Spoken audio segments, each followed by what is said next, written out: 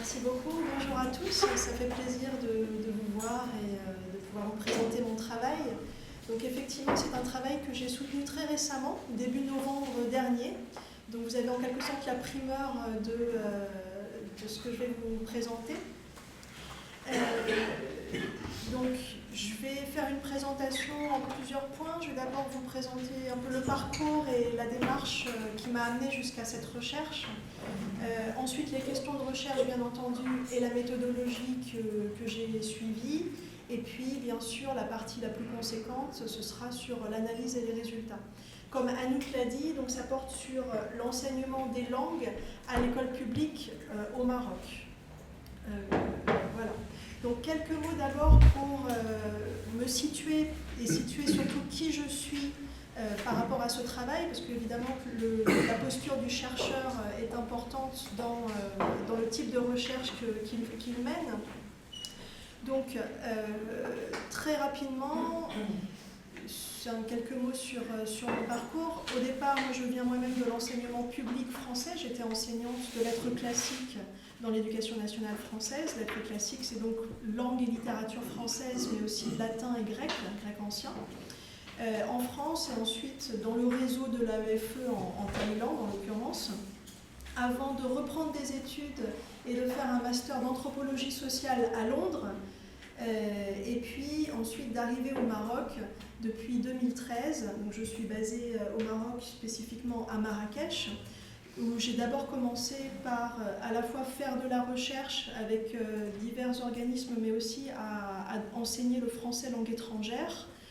Et l'enseigner aussi la méthodologie d'écriture, notamment de mémoire pour les étudiants. Et ensuite, progressivement, je me suis spécialisée dans la formation d'enseignants. Donc d'enseignants de l'éducation nationale marocaine, enseignants de langue française et enseignants également des matières scientifiques, puisque comme vous le savez peut-être, il y a une réforme qui est en cours qui fait que les enseignants sont amenés désormais à enseigner les disciplines non linguistiques, donc scientifiques, en français et à faire le passage de l'arabe vers le français. Et puis, du point de vue de la recherche, donc j'ai travaillé dans des projets qui m'ont été confiés, notamment par la mère, dont ici est une représentante reliée à Lamim Chichi, qui m'avait confié un projet avec d'autres sur l'employabilité des jeunes diplômés marocains.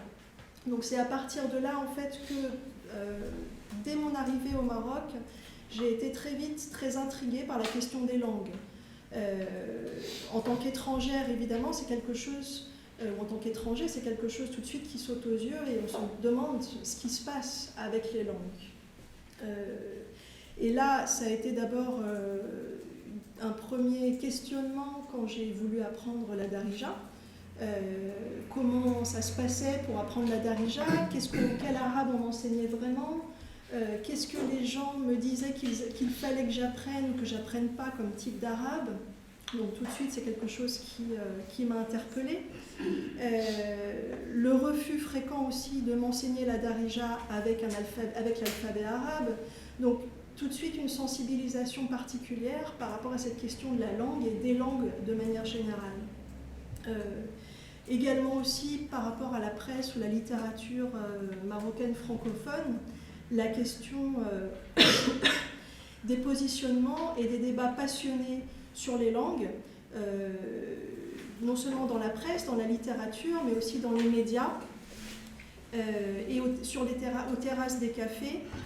Et donc la langue qui apparaissait comme une question brûlante, notamment comme marqueur d'identité, mais aussi comme finalement marqueur de compétence et d'un certain statut social. Les langues ou la langue que je parle et la manière dont je la parle sont un marqueur de qui je suis, mais sont aussi un marqueur de à quel milieu social j'appartiens. Donc ces liens entre la langue ou les langues et l'identité nationale, l'identité individuelle, l'identité sociale, mais aussi l'identité professionnelle. Donc ça, c'est quelque chose qui était très frappant.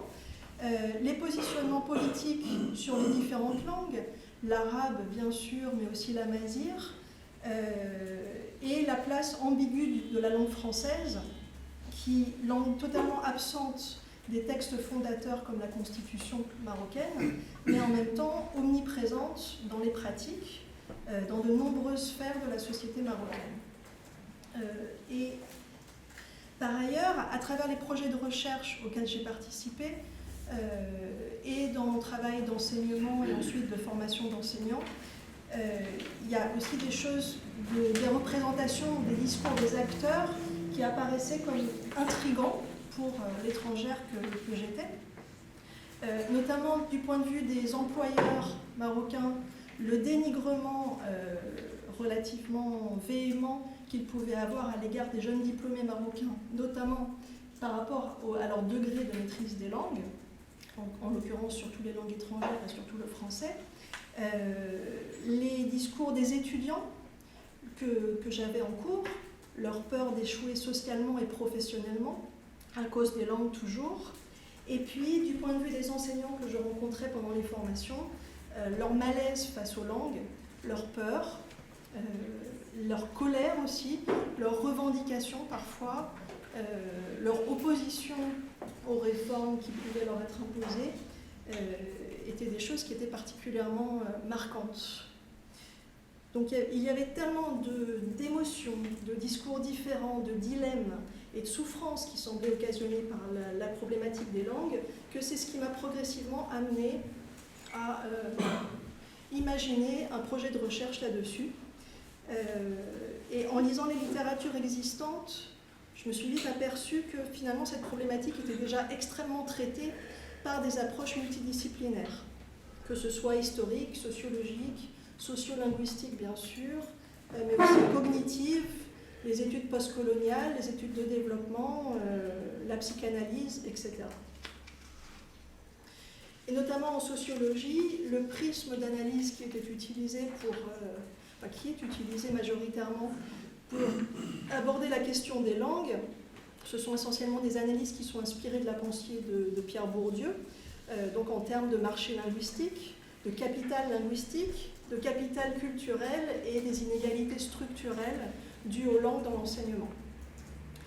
À partir de là, dans mes réflexions et mes recherches documentaires, progressivement, je suis arrivée à l'idée d'essayer de prendre la question dans un autre sens. C'est-à-dire que plutôt que de rentrer dans ce même type d'analyse, de me poser la question de qu'est-ce qui se passe à la source de la construction des rapports aux langues, c'est-à-dire dans les années de formation, donc à l'école, dans l'éducation pendant l'enfance. Quelle relation aux langues se noue à l'intérieur de l'école publique, notamment dans les cours de langue, les langues principales étant l'arabe, bien sûr, l'amazigh, qui est enseigné, on y reviendra dans certaines situations, le français et pour le niveau du secondaire, l'anglais et l'espagnol. Il y a aussi d'autres langues étrangères qui sont enseignées, mais à des degrés tellement minimes que je me suis surtout intéressée à ces 5 langues-là. Par ailleurs, je me suis aussi rendu compte que les ethnographies à l'intérieur de l'école, au Maroc, l'école publique marocaine, étaient quasiment inexistantes. Vous avez trois personnes qui ont travaillé de manière ethnographique dans l'école, mais c'est un terrain plutôt peu exploré, sachant que finalement l'école publique est un monde relativement clos sur lui-même, dont on parle beaucoup depuis l'extérieur. Si vous regardez le nombre d'articles qui sortent dans la presse sur l'école, il y a énormément d'évaluations quantitatives qui finalement viennent de l'extérieur de l'école, mais on en parle très peu depuis l'intérieur de l'enceinte de l'école. Donc à partir de là, et grâce aux autorisations que j'ai pu avoir pour justement rentrer dans certaines écoles publiques, j'ai essayé d'y rentrer avec au départ des questions laissées le plus ouvertes possible. Et notamment la question banale, vous allez me dire, qu'est-ce qui se passe à l'intérieur de l'école avec les langues, et notamment avec les langues enseignées. Comment elles sont enseignées, quelles relations les élèves sont invités à développer avec chacune de ces 5 langues que j'ai nommées, quelles relations enseignants et élèves développent-ils avec chacune de ces langues, et dans quelle mesure ces relations des acteurs de l'école publique avec ces langues façonne-t-elle ou influe-t-elle aussi leur relation à soi, aux autres, au monde de référence porté par ces langues et par ailleurs à la société et à leur propre place dans la société selon les langues qu'on maîtrise ou qu'on ne maîtrise pas, et qu'on étudie ou qu'on n'étudie pas. En d'autres termes, donc pour aller plus loin, quels liens sont créés dans et par l'école entre les langues et l'identité individuelle, les langues, mais aussi les langues et l'identité sociale et professionnelle, les langues et l'identité citoyenne, d'où le titre de ma thèse, donc, dont la seconde partie dit « Construction des savoirs, identité et, au pluriel et citoyenneté ».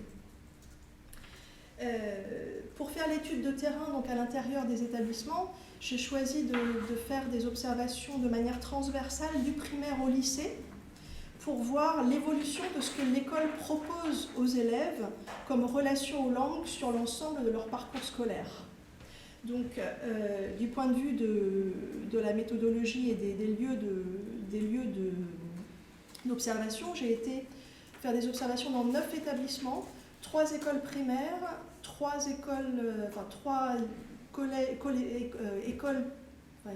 lycées collégiales et donc l'équivalent du collège, et 3 lycées qualifiants, donc l'équivalent du lycée. Dans 3 villes différentes, une que je vais nommer parce qu'elle est suffisamment grande pour que les établissements ne puissent pas être identifiés. Par contre, par souci de protéger l'anonymat des établissements des autres villes, je ne vais pas vous donner les noms ici. Donc la grande ville, il s'agit de Marrakech, où je réside, et par ailleurs, des établissements, donc 3 établissements dans une petite ville de province de plaine proche de l'océan Atlantique, donc moins de 20 000 habitants, et une ville du Moyen Atlas. En tout, donc j'ai observé les cours de 12 professeurs d'arabe différents, du primaire au secondaire, au lycée, un prof d'amazigh, on verra quand je parlerai plus spécifiquement de l'amazigh, de pourquoi ce petit échantillon, 13 profs de français, donc toujours du primaire jusqu'au lycée, jusqu'au bac, 8 profs d'anglais, puisque l'anglais n'est enseigné qu'à partir de la dernière année du collège, du collégial, et 3 profs d'espagnol qui, eux, n'enseignent que dans les lycées. En tout, correspondant par rapport à mes observations, donc j'ai observé 2 séances minimum avec 18 classes différentes en arabe, 20 en français, 2 en amazigh, 10 en anglais et 6 en espagnol. Donc évidemment, ça n'a aucune prétention d'être représentatif de l'ensemble du Maroc, mais c'est quand même un échantillon suffisamment important pour qu'on puisse en tirer quelques constantes. J'ai aussi bien sûr mené des entretiens avec des enseignants, des directeurs, des inspecteurs, des responsables administratifs, des parents d'élèves, des élèves eux-mêmes, des bacheliers, des étudiants. Et j'ai fait une analyse documentaire des programmes officiels, en tout cas ceux auxquels j'ai pu accéder, de manuels dans les 5 langues, sauf l'amazigh, puisque mon niveau d'amazigh n'est pas très, est quasiment inexistant, et d'exemplaires d'examen pour toutes les langues qui sont susceptibles pour les 4 langues où il y a un examen final. Je me suis intéressée notamment aux relations des enseignants aux langues qu'ils enseignent aussi, et à ce qu'ils ressentent de leur identité professionnelle et du statut social qui leur est conféré selon la langue qu'ils enseignent, en tout cas qu'ils perçoivent comme leur étant conféré selon la langue qu'ils enseignent. Or, lors des premières observations, j'ai été particulièrement surprise face aux pratiques d'enseignement auxquelles je ne m'attendais pas particulièrement, je vous les décrirai un petit peu plus loin, et ça m'a amené à ajouter une autre question de recherche qui m'a paru indispensable sur les modalités de conception ou construction du savoir scolaire, c'est-à-dire quel savoir est valorisé dans les classes par les enseignants, par les pratiques et par les textes officiels, quelles performances scolaires aussi sont valorisées, et quel porteur de savoir, quel type de porteur de savoir l'école publique s'efforce de construire chez les élèves. ces questions ont, à mon sens, des enjeux profondément sociologiques dans la mesure où, finalement, les conceptions du savoir qui sont valorisées par une société sont une entrée pour comprendre en partie, au moins, comment fonctionne une société. Comment elle se construit, comment elle se renouvelle, mais aussi comment elle se transforme. Et quel type de citoyen et de porteur de savoir l'école dans une société valorise et s'efforce de construire. Comment ou dans quelle mesure la construction du savoir scolaire participe à la construction donc, des identités citoyennes chez des élèves qui, comme on le sait, sont des citoyens en devenir. J'ai cherché à mettre en perspective ces questions avec le contexte historique, politique, social, culturel et religieux du Maroc, bien sûr en tenant compte des spécificités telles que l'histoire précoloniale, coloniale et postcoloniale, les conditions de création de l'État-nation après l'indépendance, le rôle attribué aux langues dans les politiques publiques et dans les récits fondateurs de la nation, la place du religieux, bien sûr, dans l'État, et l'évolution des formes de savoir et de citoyenneté qui sont valorisées. Donc, pour cela, j'ai utilisé des approches disciplinaires multiples. Je vais simplement ici faire une sorte de petite liste sans rentrer dans le détail de chacune, parce que ce n'est pas le lieu ici. Mais cette multiplicité des approches m'a permis de tenter d'aborder la problématique dans sa globalité et pas seulement en ayant un seul prisme d'analyse porté sur ce qui passait dans les classes. Donc par rapport à ces approches, il y a eu la sociologie des curricula notamment, par rapport au rôle notamment des politiques éducatives dans le processus de reproduction de ce que Bernstein appelle la conscience nationale. La sociologie de l'éducation, bien entendu, notamment à travers les ethnographies en contexte scolaire. La sociologie des interactions, notamment des interactions entre institutions et acteurs, dans la lignée de Goffman. La sociolinguistique, bien sûr, et certaines approches linguistiques, telles que les idéologies linguistiques, donc qui sont déjà largement traitées et utilisées par beaucoup de chercheurs marocains qui travaillent sur les langues en sociolinguistique. L'anthropologie des savoirs, notamment par rapport à l'évolution entre une éducation islamique destinée à une élite, je parle là de l'enseignement coranique, et l'éducation scolaire qu'on peut appeler de masse, qui est en tout cas destinée à tous. Donc ça a été aussi un des fils d'analyse que j'ai tiré pendant ma recherche. Et bien sûr, j'ai aussi mobilisé des ouvrages d'histoire politique, d'histoire de l'éducation et de sciences politiques.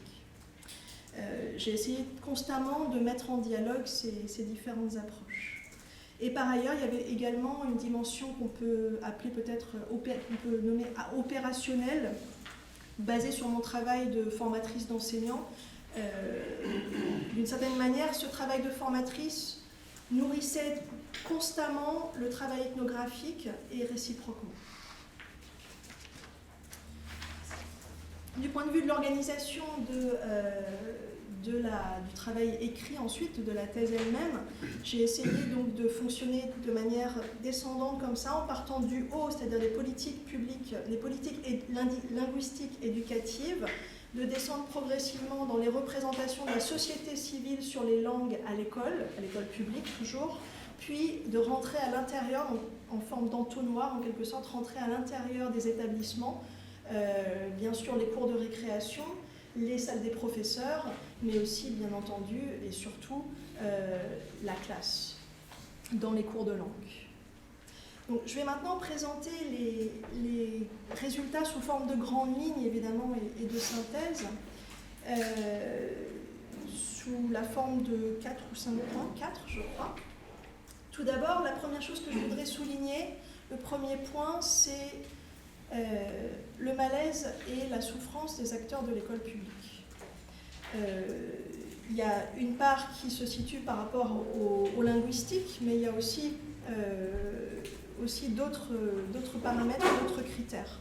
Ce malaise et cette souffrance, là je parle aussi bien des acteurs adultes que des acteurs enfants, que les élèves, elle se situe souvent face aux critiques et au désaveu quasi généralisé du système éducatif public qu'on retrouve dans les médias, dans la presse, dans les essais, dans les évaluations nationales et internationales du système.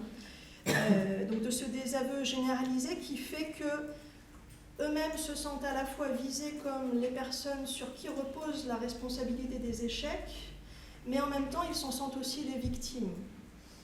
Donc ça c'est du point de vue pas forcément linguistique, hein, comme je l'ai dit, ça peut être les infrastructures, les moyens qui sont mis à leur disposition, les problèmes d'insécurité et de violence scolaire qui sont des choses qui sont avérées, je veux dire aussi bien dans des rapports officiels sur l'école, mais aussi une forme de crise de légitimité,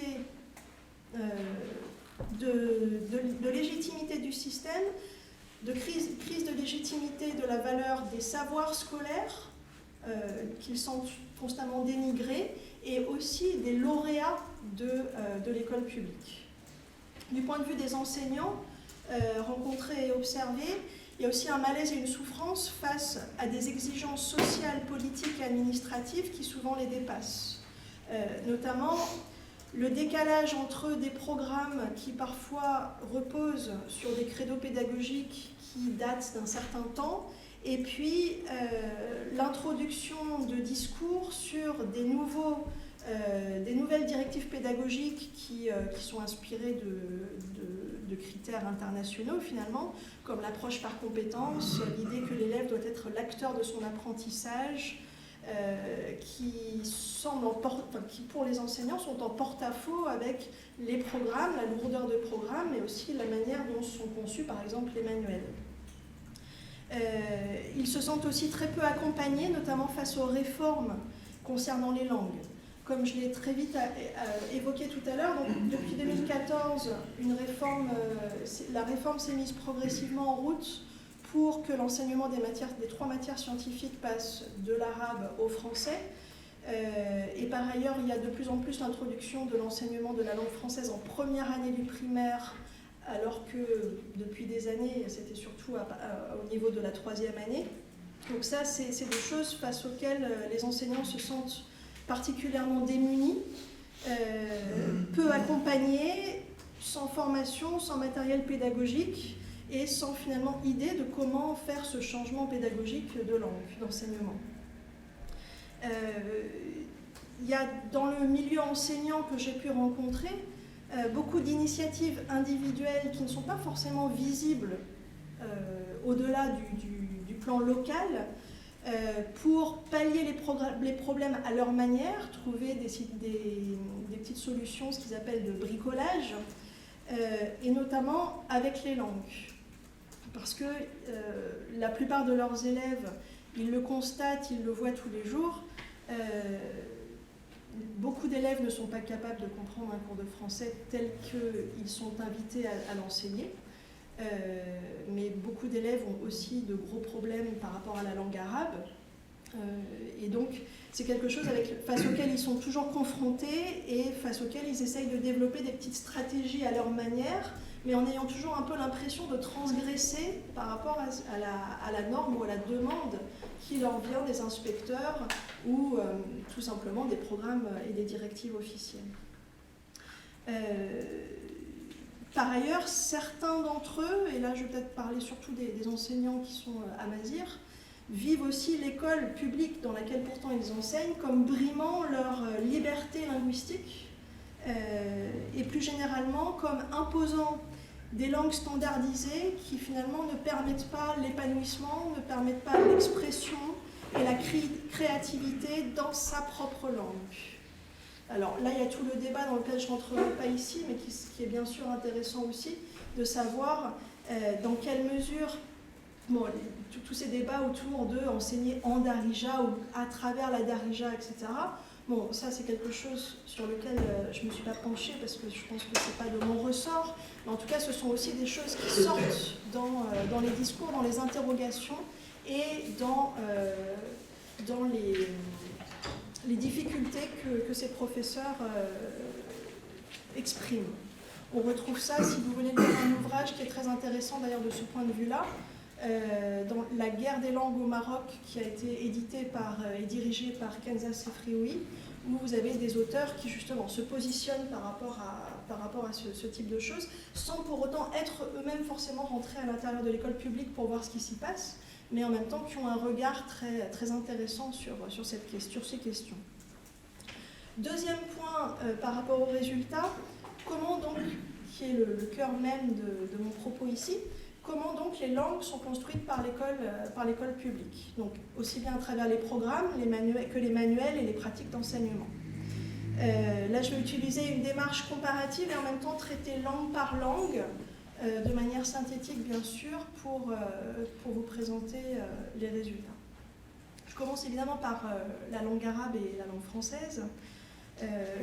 Un des points communs qui les rassemble dans les pratiques d'enseignement, mais aussi dans les programmes, et dans le traitement aussi par les manuels et par les examens, c'est le fait que ces deux langues sont toutes les deux construites comme des langues de haute culture écrite, ce qu'elles sont bien sûr, mais des langues essentiellement qu'on récite, dont on célèbre les contenus, mais pas qu'on va s'approprier comme des langues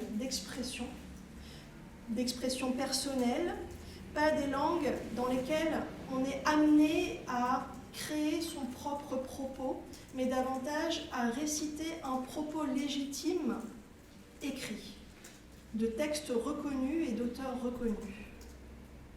Et ça aussi bien pour l'arabe en l'occurrence que le français.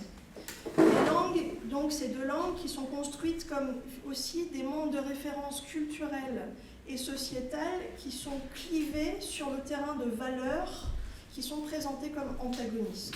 Je vais rentrer dans le détail, ça va vous paraître plus clair dans un moment.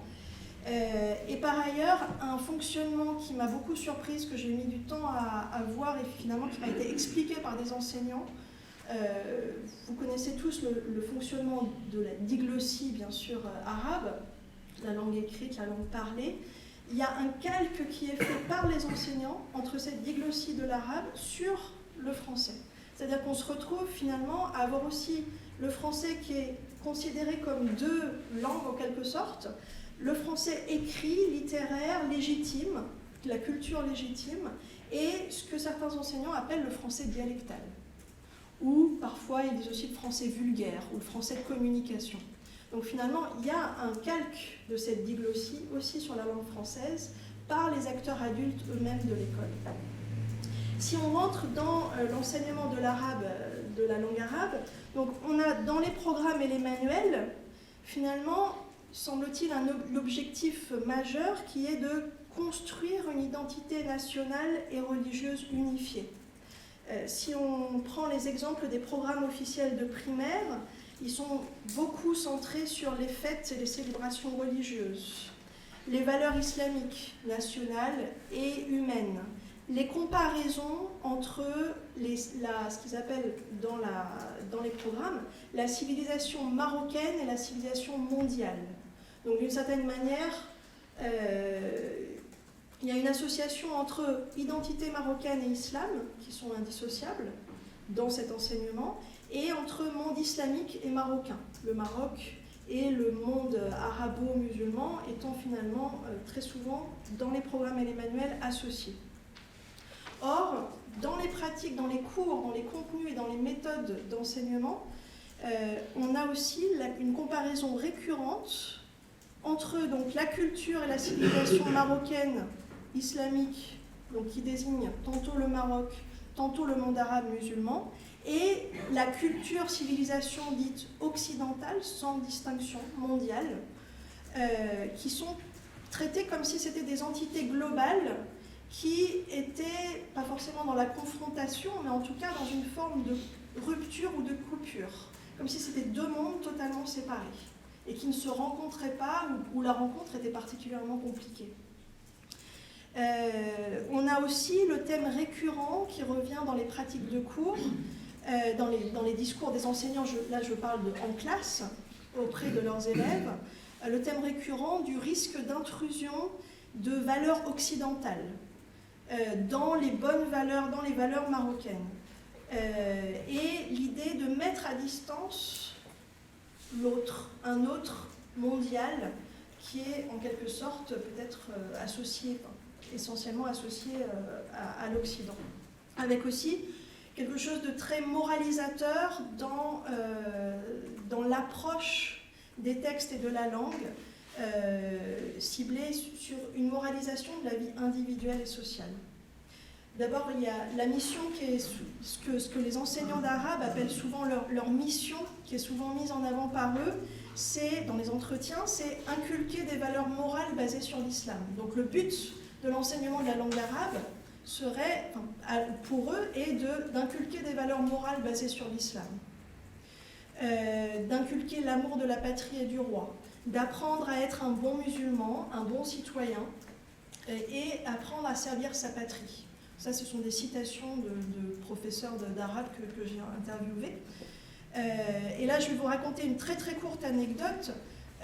Dans un cours de collège par une dame qui s'appelle, j'ai changé les noms bien sûr, mais Amina en l'occurrence, qui a fait tout un sermon pendant quasiment toute la durée de l'heure de cours, de la séance, sur les bienfaits de la musique arabe, sur l'équilibre du corps et de l'esprit de la jeunesse, et qui y oppose et met en garde les enfants sur les conséquences néfastes des musiques étrangères et des nouvelles technologies sur le cerveau et le cœur de la jeunesse. Donc voilà, toujours cette mise en regard, le monde islamique, le monde marocain, le monde arabe, d'un côté, et le reste, qui est potentiellement intrusif et dangereux. Quant aux pratiques d'enseignement, et ça, elles sont communes pour l'arabe et pour le français, on a essentiellement une pédagogie, dans ce que j'ai pu observer, une pédagogie de la mémorisation et de la récitation. L'idée d'une lecture dont la performance visait surtout la vélocité, la fluidité, et beaucoup moins que la mise en valeur du sens. Avec une participation des élèves qui est très encadrée. Souvent, les élèves en langue arabe, en cours d'arabe, mais aussi en cours de français, sont amenés à participer uniquement par mots isolés.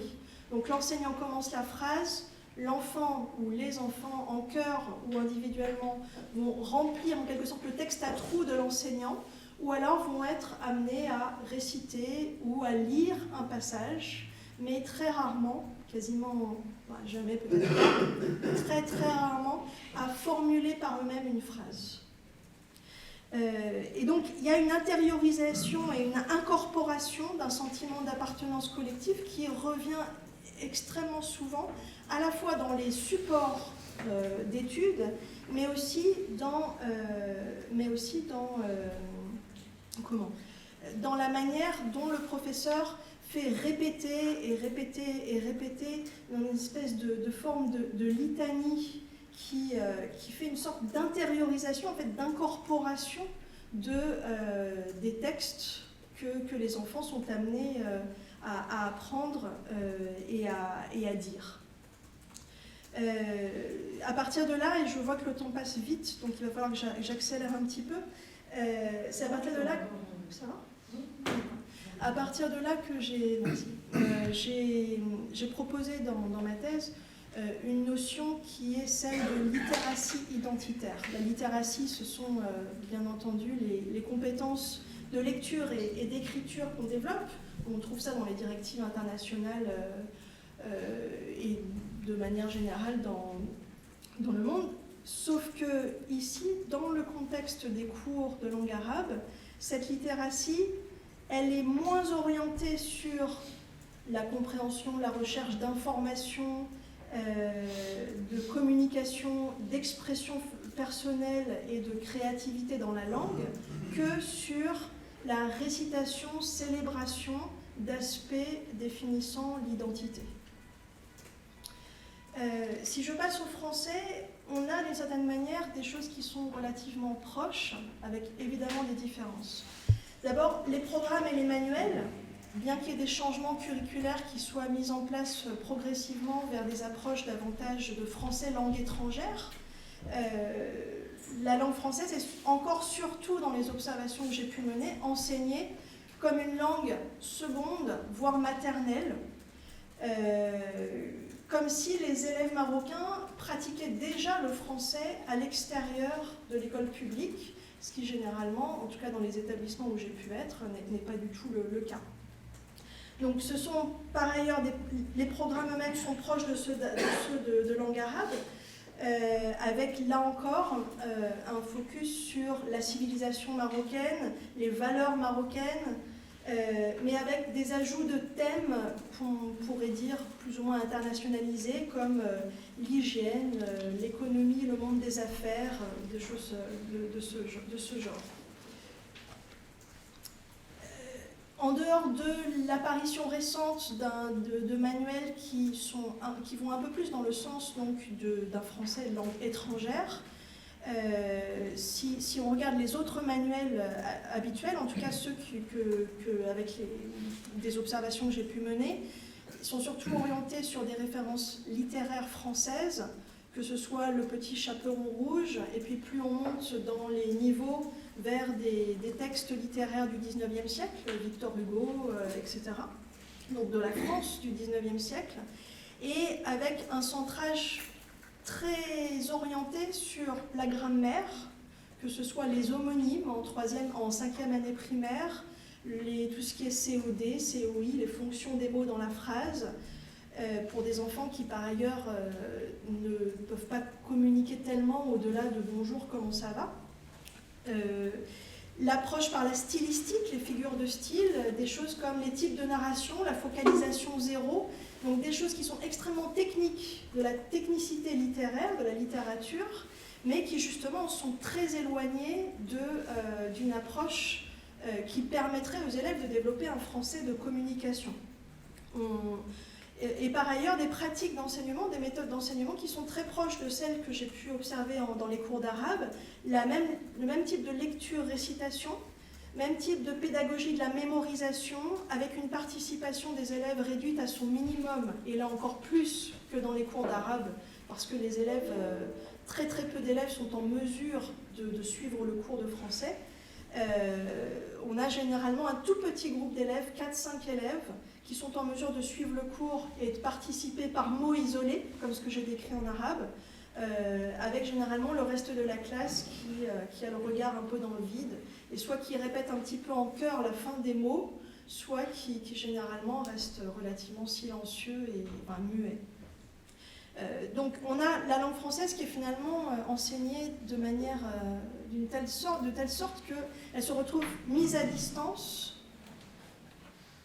dévitalisée dans un sens, puisque c'est une langue d'un monde tellement éloigné de celui des élèves, et en plus qui linguistiquement ne leur est pas accessible, et il leur est tellement rendu accessible que c'est quelque chose qui se constate dans les entretiens avec des élèves comme avec des étudiants et même des doctorants parfois de facultés que j'ai pu rencontrer.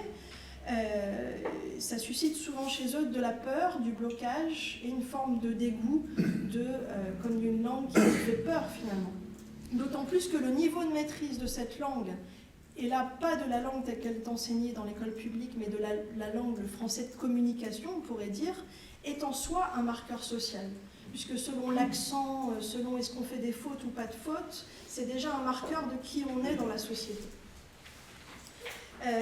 Or, cette mise à distance, il faut savoir qu'elle est parfois préconisée par des chercheurs en didactique de langue française. Alors certes, marocains, certes dans des années qui ne sont pas celles-ci, mais malgré tout, si on regarde par exemple les actes d'un colloque de didactique de langue française de 1994, vous avez des didacticiens marocains qui disent bien qu'il faut centrer l'enseignement du français seulement sur les compétences de lecture et d'écriture, et surtout pas le français de communication, pour éviter, je cite, le risque d'hybridation culturelle. Alors vous allez me dire, oui, mais ça date des années 94. Oui, c'est vrai.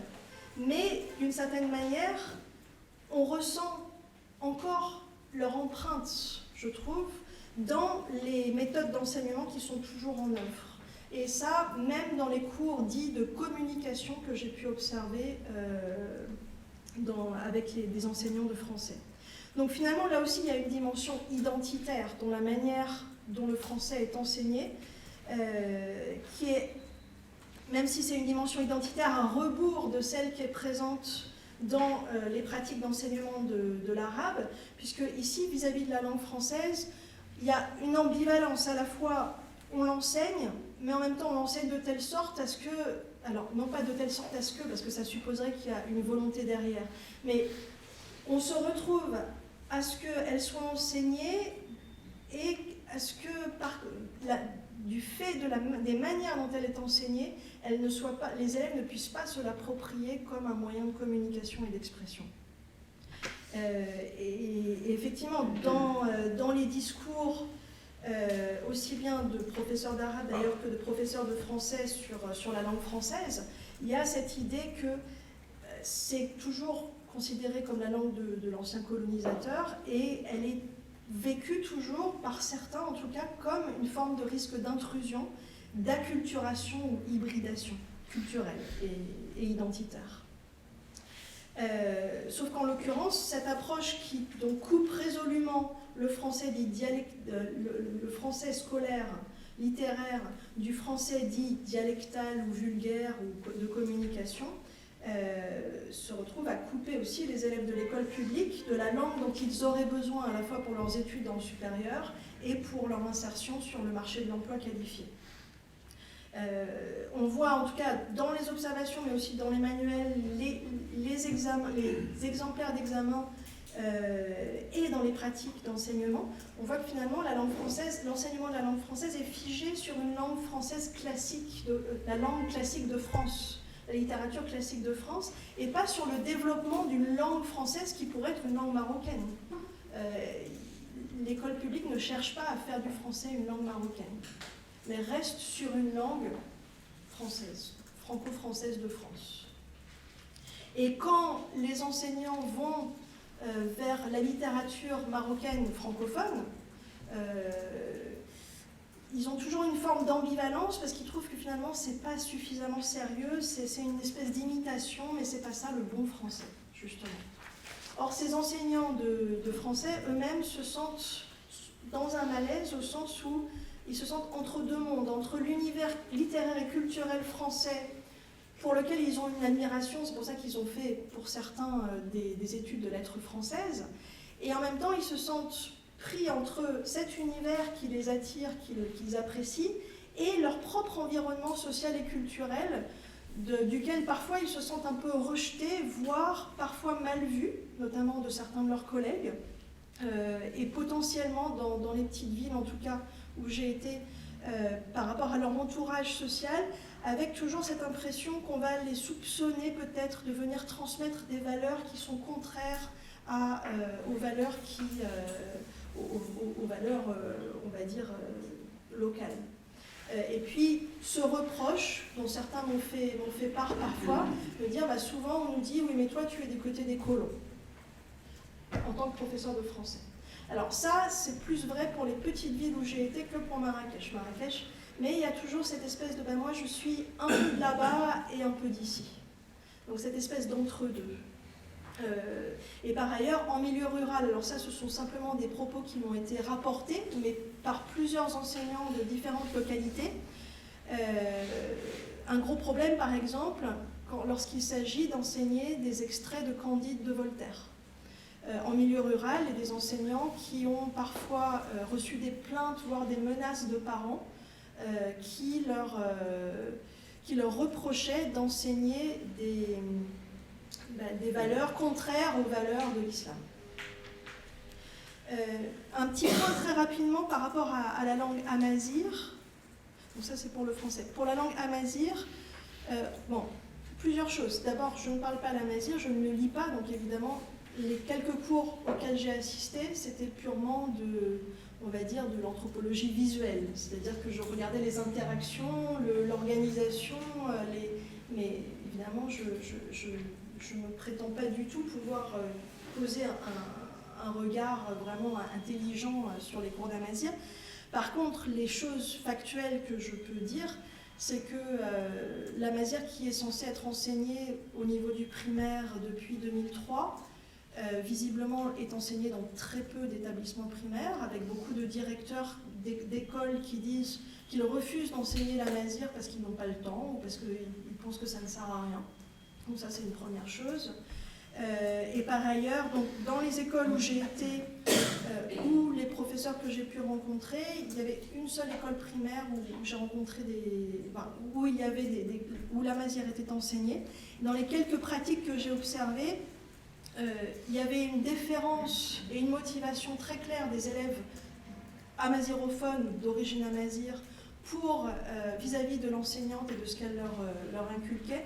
En revanche, les élèves arabophones, enfin arabes, se montraient extrêmement désintéressés et plutôt tendaient à essayer de perturber le cours en faisant des petites bêtises par derrière. Et il y avait une sorte de clivage entre amazigh d'un côté et arabe de l'autre, ou en tout cas celui se définissait comme tel. Voilà, et ensuite on en vient donc aux deux dernières langues sur lesquelles je vais être un peu plus rapide, l'anglais et l'espagnol. Ce sont les deux seules langues qui sont véritablement enseignées comme des langues étrangères et comme des langues de communication. Si on prend d'abord l'anglais, l'anglais est considéré, que ce soit par les enseignants avec qui j'ai discuté, qu'avec les élèves, est perçu et enseigné comme une langue de liberté, d'expression de soi, d'engagement personnel avec le monde et aussi de réflexion sur soi et l'autre. Ça, c'est quelque chose qu'on retrouve dès les programmes. Si vous prenez les différents programmes du collégial et du qualifiant, ils sont centrés sur les loisirs, exprimer ses goûts et ce qu'on aime, ce qu'on n'aime pas. Comparer et mettre en dialogue les cultures aussi. Vous avez des extraits de textes d'anthropologie sociale américains simplifiés dans les manuels de lycée. Il y a une mise en avant du jeu, au sens de prendre la parole en son nom et de l'expression de l'élève qu'on ne retrouve pas ni dans les programmes, ni dans les manuels, ni dans les pratiques d'enseignement de l'arabe et du français. Dans les pratiques d'enseignement, les classes d'anglais sont beaucoup plus vivantes, mais aussi beaucoup plus bruyantes que celles de l'arabe et d'anglais. Il y a finalement la discipline extrêmement stricte est beaucoup plus relâchée, enfin pas relâchée, c'est parce que ça ce serait un jugement de valeur, mais beaucoup plus souple, on va dire, que dans les autres langues. Il y a une participation massive des élèves, et peut-être pas tout le monde, mais la majorité des élèves sont invités à créer leurs propres phrases et ne sont pas pénalisés s'ils font une erreur avec autant de rigueur, j'ai envie de dire, qu'en arabe ou en français, où là le coup près par rapport à la faute tombe immédiatement. Il y a vraiment quelque chose d'une permissivité où ce qui est important, c'est de pouvoir communiquer ce qu'on souhaite dire et la langue vient après. C'est-à-dire que d'abord on cherche à pouvoir se faire comprendre et après on va travailler à corriger la langue pour qu'elle soit meilleure. Ça, c'est quelque chose de vraiment très frappant, surtout quand vous passez d'une heure de français ou d'arabe à une heure d'anglais avec la même classe, ce ne sont plus les mêmes élèves, d'une certaine manière. Puisque à chaque fois, j'ai essayé de voir les mêmes classes dans tous les cours de langue, et c'est vraiment le contraste est vraiment très frappant. Ce ne sont plus les mêmes personnes. Les élèves donc, sont amenés à faire leurs propres phrases. Ils sont aussi amenés à inventer eux-mêmes des dialogues et non pas dire, réciter les dialogues du livre. Il y a aussi beaucoup de travail entre pairs, c'est-à-dire d'élève à élève, soit par deux en binôme, soit par groupe, des choses qu'on ne voit pas ou extrêmement rarement dans les cours d'arabe et de français. Et par ailleurs, il y a un sentiment chez les professeurs d'anglais d'être valorisés et appréciés. Contrairement aux professeurs de français qui sont toujours un peu dans « mes élèves ne m'aiment pas », ou alors c'est difficile, j'ai juste un tout petit groupe d'élèves qui arrivent à suivre, les autres ça ne les intéresse pas, etc.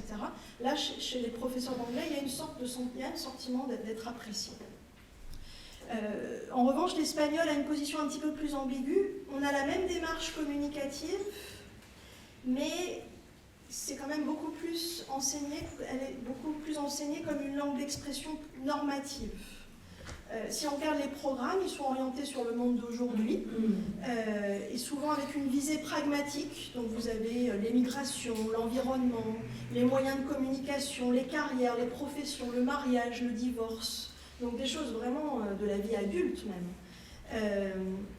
Donc des thématiques aussi contemporaines, mais toujours avec une perspective moralisatrice. Qu'est-ce qu'on doit faire, qu'est-ce qu'on ne doit pas faire.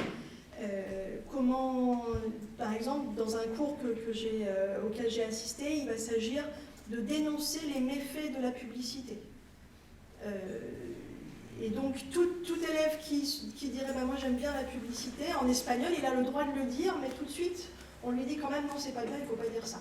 Donc c'est plus ambigu. Mais il y a quand même de vraies prises de parole personnelles des élèves, et on leur fait beaucoup moins répéter ce qu'ils doivent dire ou ce qu'ils doivent lire.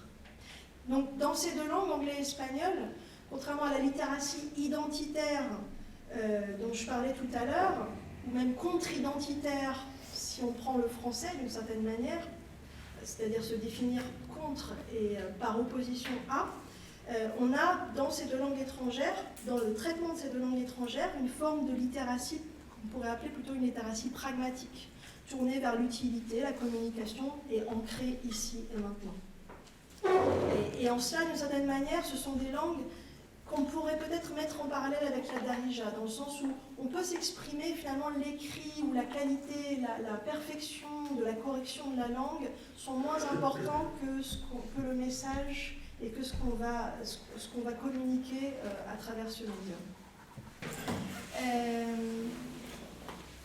Donc, autre résultat par rapport à la conception du savoir dont je parlais, ça je vais aller très vite, et ensuite sur justement l'identité citoyenne et les implications sociétales que ce type d'enseignement et cette construction des langues par l'école publique peuvent avoir.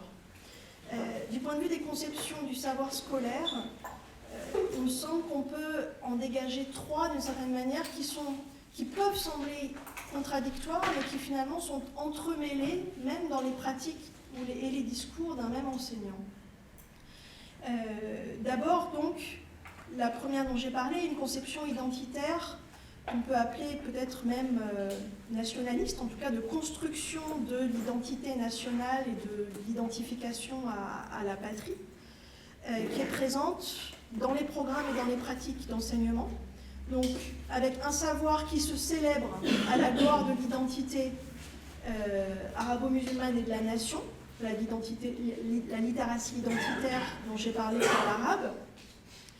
Une autre conception du savoir qui vient à la fois en confrontation et en même temps qui est entremêlée, qui est une conception qu'on peut appeler plutôt mondialisée et techniciste du savoir, qui est de plus en plus présente dans les textes officiels, et donc qui, d'une certaine manière, met en avant un savoir performance, un savoir instrumental et pragmatique, donc on retrouve par exemple dans les évaluations Pearls, les fameuses évaluations que le Maroc fait à chaque fois, et qui est plus proche des formes d'enseignement présentes en anglais et en espagnol avec la littératie pragmatique, et une conception du savoir qui semble plus issue d'une conception d'un enseignement, on va dire, traditionnel, avec cette pédagogie qu'on retrouve en arabe et en français, de la mémorisation, de la récitation et de la louange plutôt que de l'appropriation. Donc ces trois conceptions semblent contradictoires, mais en l'occurrence, elles sont chacune présente dans les différents programmes, mais aussi dans les différentes langues et dans les discours des acteurs eux-mêmes. Donc ça, c'est une chose. Et dernière chose, par rapport à l'identité citoyenne et aux implications sociétales qu'ont ces enseignements des langues, d'abord, je voudrais faire un parallèle entre les langues et les savoirs qui sont valorisés. Les langues et les savoirs qui sont valorisés par l'école publique ne sont pas les mêmes que ceux qui sont valorisés par la société et le marché de l'emploi. C'est ce qu'on trouve par exemple dans le livre de Yolande Benaroche qui vient d'être publié ici sur le travail mondialisé au Maroc, par exemple, ou dans les discours des employeurs.